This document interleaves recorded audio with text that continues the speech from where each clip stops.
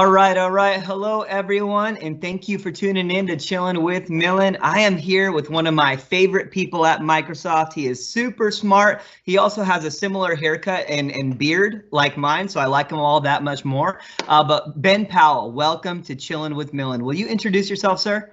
Thanks, Millen. Great to be here. My name is Ben Powell. My role is the strategy lead for meetings, calling, and devices for our customer success org at Microsoft. And what that ultimately means is I work with our corporate leaders and understand what our corporate strategy is around meetings, calling, and devices within our Microsoft team, and then translate those strategic priorities into messaging and strategy that will land and resonate with our field sellers, our customer enablers, and all things to drive customer success when it comes to teams through meetings. Thanks for having me, Ellen. Yeah, thanks a lot, Ben. So Ben, I like to start each of these off with a fun and unique fact about yourself. Go ahead and give us one. All right, so I got one for you, Millen. I have been involved with meetings for 20 years.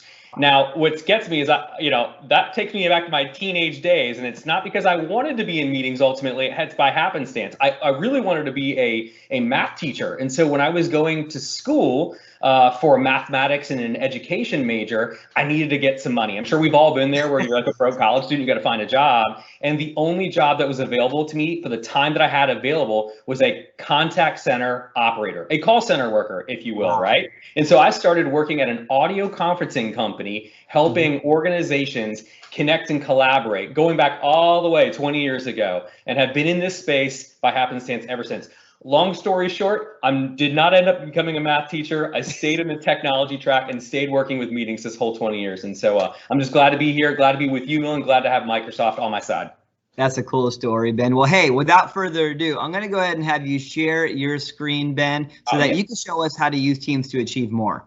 Yeah, right on. Let me get a screen share going. And see, Millen, the purpose of Microsoft Teams from a meetings platform and what makes us unique is that we offer an end-to-end perspective from left to right of the entire meetings lifecycle. Things like being able to share video and have audio and share your screens, that's kind of the table stakes now when it comes to collaboration platforms. But what makes Microsoft really unique is that we have this entire Microsoft 365 platform that Teams runs off of that enables us to have better pre-meeting context and collaboration, better during meeting experiences, and then have a spot where we can then drop maybe things like action items or follow-ups or to-dos, and you'll never have to leave that Teams experience. You can do it all within one pane of glass. It's super powerful and super effective. So what I'm doing...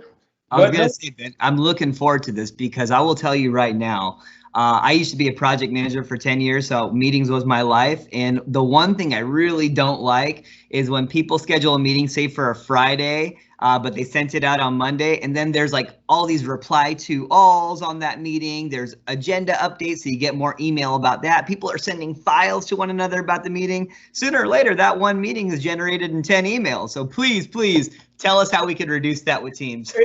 Or you get the exact opposite, Millen, where someone sends you a meeting for tomorrow with literally no agenda. And so you're sitting there saying, what's this meeting about? And you're having to like come up with some insight your own based on the topic of that meeting, right? Or you're calling that person or emailing that person. What is there to do? How do I get involved? And again, now you're in a meetings platform, you're in email, you're making phone calls, you're all over the place, just trying to get yourself prepared for that session. So having this all in Teams is super powerful. I'm going to start here, and what you're looking at is my screen. I'm sharing you the meeting agenda that you put together for this meeting. So we can see the meeting details. I can see who's accepted, who organized. I've got all the links to join the meeting. Fantastic stuff. However, this is also amazing from a pre-meetings perspective because I've got this agenda. Millen, I might have a question for you, or I'm not quite sure of what I need to do to prepare for this meeting. So we've got chat built into this. I can click on chat here and I can ask any questions. I can share any insights. When I host my own meetings, Millen, my favorite thing to do is sharing pre-watch and pre-read materials. I do this for two reasons. One, it gets people engaged in your meeting and generate attention and engagement earlier before they have that meeting so that they know that they're being included. There's something for them to participate in. Two, I do it so that way I can cut out that context that you have to build within the first 3 or 4 minutes of a meeting, right? There's a lot of times you're like, why are we here? What are we trying to accomplish? Did you do all this? We can accomplish that all ahead of time through chat. So I got here my chat. There's some other stuff that Millen, you and I have been bouncing back and forth, but a couple things I want to show you. I love using YouTube as a pre-watch source. So down in my chat, I've got a little YouTube button. I can click here. Those are called messaging extensions, right, Ben? That's the buzzword for those things on the bottom. Correct. And so if I click just to go to YouTube and type in the word meetings, you're going to get a list. Obviously, it's searching YouTube for this, but you're going to get a list of results that could be really pertinent. So if there's a video you want to find, and type in that name, search for it, find it, share that video as part of a pre-watch material. This is a great way to say, hey, you're not too sure what we're going to talk about? Leverage the YouTube for us. Obviously, my demo gods are failing for me right now here, so it's not working, but you can go here and load it, send the meeting out. It works normally, folks. But Ben, I have a question real quick too, right? So when you're talking about that pre-meeting experience, another cool way that I've seen it done when you're chatting about versus replying to all, they chat in this window. A good way for a manager to make sure people are reading it is, hey, give this a like so I know you've read it, right? That way everyone's getting engaged. You got it. So another thing is, to your point, check out this meeting note, and you can paste in. I'll just take one from above. You can paste in some text, right? Paste it in and send it and say, like it if you want. A great tip there, Millen.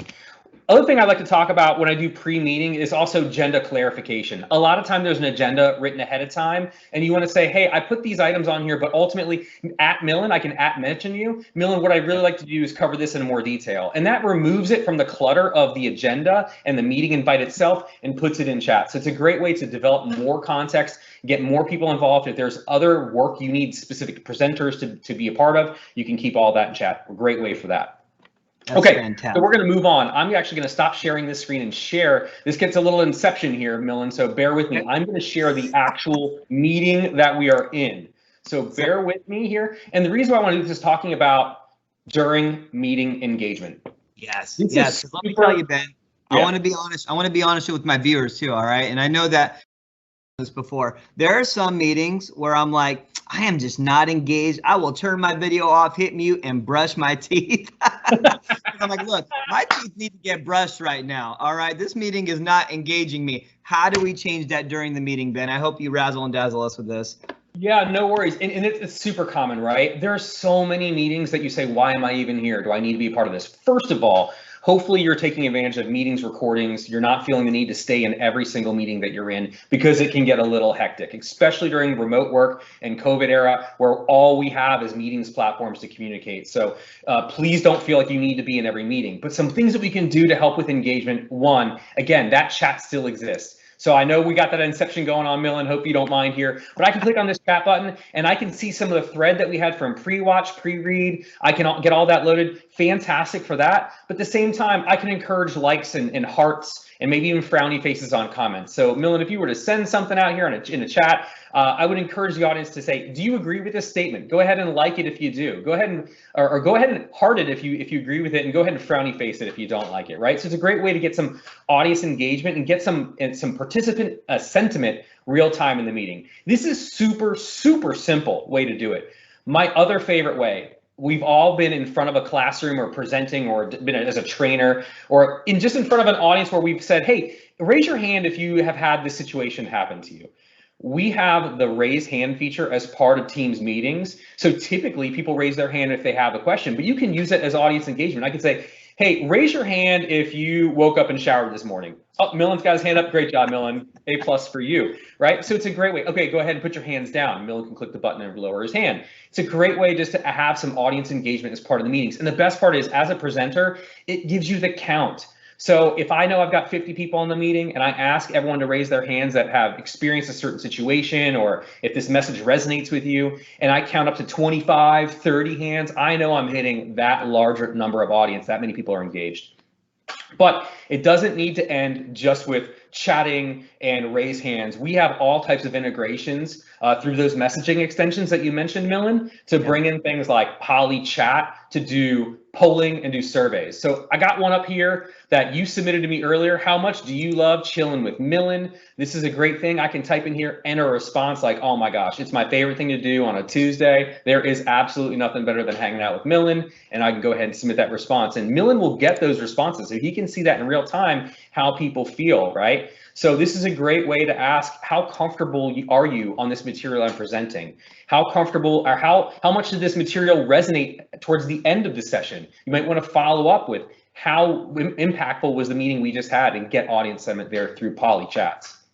I like that a lot, Ben. So that would absolutely prevent me from brushing my teeth during a meeting. You still could. Going on. You still could. I would just recommend you do it on mobile device, because everything we're mentioning does work on mobile, not just the desktop. So go ahead and brush your teeth one hand, chat on the meeting on the other hand. Great practice. So another thing, Ben, with this during meeting experience, what happens is, somebody's taking meeting minutes, and then after the meeting, they send it out to everyone via email, and then that also sparks a email chain of sorts. How can we use Teams to minimize that? Yeah, so another great tool when you're doing meetings, when they wrap, there's always an action item, there's follow-up, there's to-do, or sometimes it's just sharing materials. Maybe you presented to a customer or client and you shared a PowerPoint presentation, or you annotated on the whiteboard. Being able to take that material or those action items, those to-dos, and make sure everyone's involved is super important. So one thing we can do, obviously that chat still exists. Yeah. So if you have chat going on and you have content you want to upload into that chat, do so. I oftentimes finish a presentation with my customers and upload that PowerPoint presentation or that whiteboard annotation into the chat so they can reference it later, or they can download it and keep a copy of it offline. There's a couple other cool things that we've got. Internally here at Microsoft, we use channel meetings a lot. And in those channel meetings, we've got all these options for how we can continue a meeting, not just after it ends, but how do we keep it going? And sometimes how do we have that lead in to the next meeting where we may need to bring up those action items and say, did you do that? We leverage Planner. We can leverage Tasks for that. Tasks is a great tool within the meeting. We captured our action items. I'll go into Tasks. I'll assign a follow-up item for Millen to do. I'll give him a due date and a target for him to accomplish that. And of course, Millen can do it and he can check it off as completed. And I can see that all from the same painted glass of my channel meeting. So I'm not having to jump over to email. I'm not having to send a separate message. I'm not having to use a third-party tool that's outside of Teams. I'm able to have it all in one place. So with all this, I'm able to have my pre-meeting provide context, get engagement going. I'm able to involve my participants in the meeting and get them encouraged and incented to communicate directly with us presenters. And then afterwards, I have a method to track any action items, follow up, or deliver materials to any of the participants as an action item. So really great way to keep everything all in one spot with Teams. I love it, Ben. Thank you so much for your time today. We've covered before, during, and after meetings. Hopefully this means less emails for our users, more interaction. And Ben, I can't thank you enough. Thank you for chilling with Millen today. Thank you, brother. I'll see you on Teams. We'll see ya. Bye-bye.